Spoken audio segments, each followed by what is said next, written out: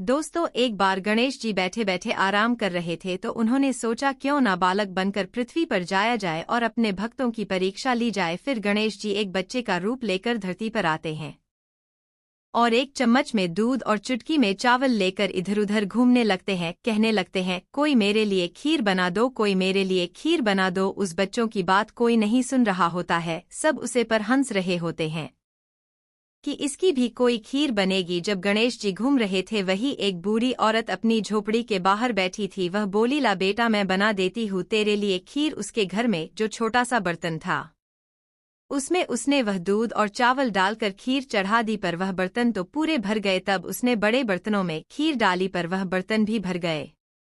औरत ने कहा, बेटा, मेरे पास तो इतने ही बर्तन थे। बच्चा बोला, माँ, बड़े बर्तन पड़ोसियों से मांग लाओ। जो बर्तन अपने पड़ोसियों से लाई वह सारे भी भर गए। तो बूढ़ी औरत ने कहा, बेटा, यह तो इतनी सारी खीर हो गई, किसका हम क्या करें। बच्चे ने कहा, माँ, जाओ, पूरी नगरी में सबको खीर खाने का न्योता दिया। आज मेरे घर खीर खाने आना, आज मेरे घर खीर खाने आना।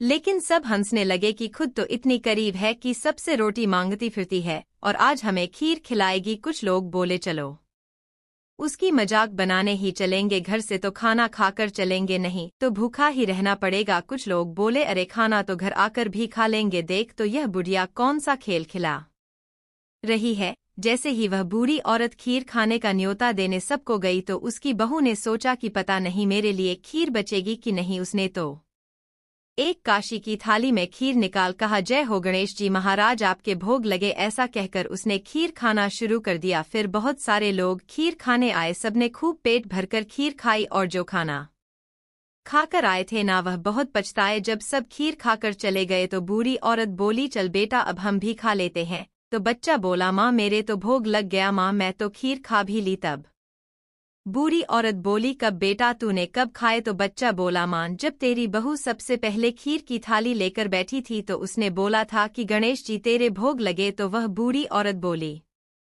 बेटा, तू गणेशा है क्या। वो बोला, हाँ माँ। यह सुनकर वह बूढ़ी औरत बहुत खुश हो गई। गणेश जी ने उसे खूब आशीर्वाद दिया। उसके यहाँ से जाते हुए गणेश जी उसकी झोपड़ी पर लात लगा गए, जिससे उसके यहाँ महल मंदिर हो गए, नौकर चाकर हो गए, भंडार भर गए। जिस